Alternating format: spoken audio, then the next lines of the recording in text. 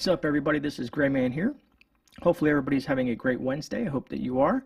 Look forward to the holidays tomorrow, Thanksgiving. That being said, before I jump into the topic at hand, I think me and Rudy from Alaska Prep are going to be doing a double header tomorrow on the live stream. Rudy is going to go, I think it is 5 p.m. Alaskan time, which would be 9 p.m. Eastern Standard Time. And then I'll be following him up an hour and a half later at my normal scheduled time, which is 10:30 p.m. Eastern Standard Time, 6:30 p.m. Alaska time, if I got that right. So our live streams are just going to pretty much consist of giving thanks and what we're giving thanks for, and you, the viewers, and what you guys are thankful for this holiday season. So we're going to kind of try to keep it upbeat and positive. So hopefully you can join us. Look forward to that. And as far as I know, that is on the board. From last time I spoke to Rudy on the phone this afternoon or morning. But yeah, so keep an eye out for that, folks, and would love to see you guys join us. And I know some of you folks were like, Gray, spend time with the family. I am. I got the whole day planned out. So we're going to be fine. And like I said, it's towards the later evening for me. Things will be winding down, and we do have a couple things that we're going to do after the live stream as well. So that being said, let's kind of get into the topic, right? Stop rambling, Gray. Stop rambling, Gray. Anyways, we're going to talk about the 5 best anti-inflammatory foods. Now, this can be your garden pharmacy. This can be your backyard medicine. You kind of get where I'm going with this. And I'm actually thinking about, you guys know I used to do this a lot on Medical Mondays. So I think I might bring this into a new chapter on the channel, you know, and every once in a while, maybe once a month, go over some of these backyard medicines and, as I like to call it, your garden pharmacy or shift pharmacy, SHTF pharmacy. And this is going to be a very short list of anti-inflammatory foods. But these are, from my understanding, some of the 5 most powerful. And of course, I'm always going to ask you, the viewer, if you can, drop some of the things that you use medicinally that either you grow or some sort of natural remedy for anti-inflammatory. And let me know down in the comments. So look forward to seeing that and interacting with you folks down there. All right, so let's kind of get into this and go into my number 1. And a lot of these ones are going to be pretty familiar, but I figure other people might want to know this information, so I figured I'd share. Anyways, number 1 is going to be turmeric. Turmeric, you know, is a great anti-inflammatory medication, especially taken if you do it in foods. There's teas and so on and so forth. But some of the other turmeric's health benefits include stuff like prevents cancer, heals arthritis, supports detoxification, improves wound healing, and much more. It's a very handy something to grow and something that you can use for your medicine cabinet. You know what I mean? Moving on to number 2 is ginger. Now, ginger, man, ginger's been, you know, it's been used for almost, probably, I think, more than 2,000 years to fight all kinds of diverse health problems. For instance, like colds, arthritis, nausea, constipation, joint pain, hypertension, and the list goes on, folks.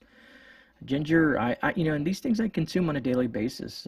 Ginger, I love ginger chicken and ginger teas and all kinds of fun stuff, ginger candy. But yeah, number 2 is ginger.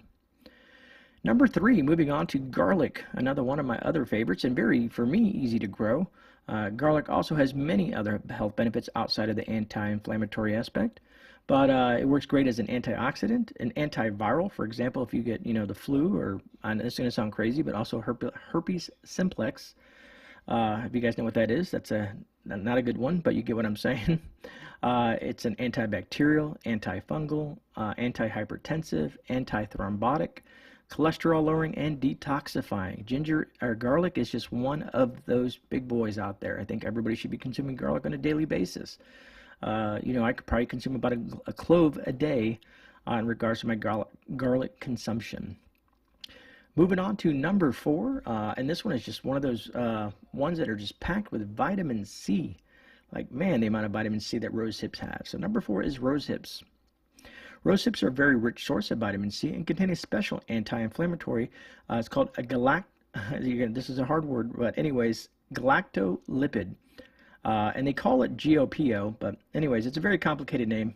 And then, like I said, the short version is GOPO.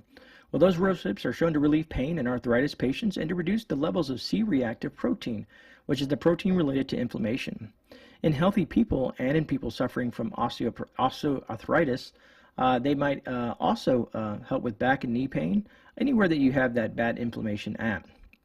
And then moving on to number 5, And number 5, man, this is one that people don't realize. It kind of grows everywhere and almost everywhere in the United States, from my understanding, and probably a lot more. And that's going to be nettle. Some of you folks know it as stinging nettle. And nettle does sting. And let me tell you, it can hurt. But stinging nettle is also one of the best anti-inflammatory foods around. I don't know if you've ever had something like, let's say, nettle tea, or one of my favorites, nettle soup. Nettle, you know how I messed this up. Nettle has many health benefits and has also shown to be a blood purifier, antibacterial, a diuretic, antioxidant, and can also be used against eczema, which is like that skin thingamajiggy. Anyways, nettle is also used in shampoos to reduce dandruff and supposedly improve hair growth. All right, folks, so this is my top 5. And like I said, I'm not a medical professional, just to kind of state that up front. I guess I should have stated that in the beginning. And before you consume any of these foods, or you're going to use it for a medicinal purpose, please consult your physician. That's always the best thing to do if you are on any types of medications. But the reason I kind of want to go over this material is the fact that if anything ever does go really south, and we need to look at what can we grow and what uses that they have.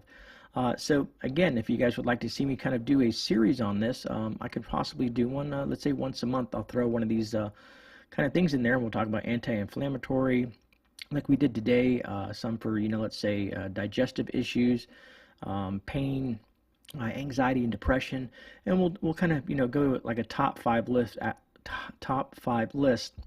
after digging into my research. Anyways, folks, like I said again, I wish you guys a happy Thanksgiving, a happy holiday, being safe out there. Hope you guys enjoyed this content. If you did, please give it a thumbs up. That would be always appreciated. And I will see you guys tomorrow night at 10:30 p.m. Eastern Standard Time, right after Rudy, the Alaska Prepper. Have a blessed day. Thank you.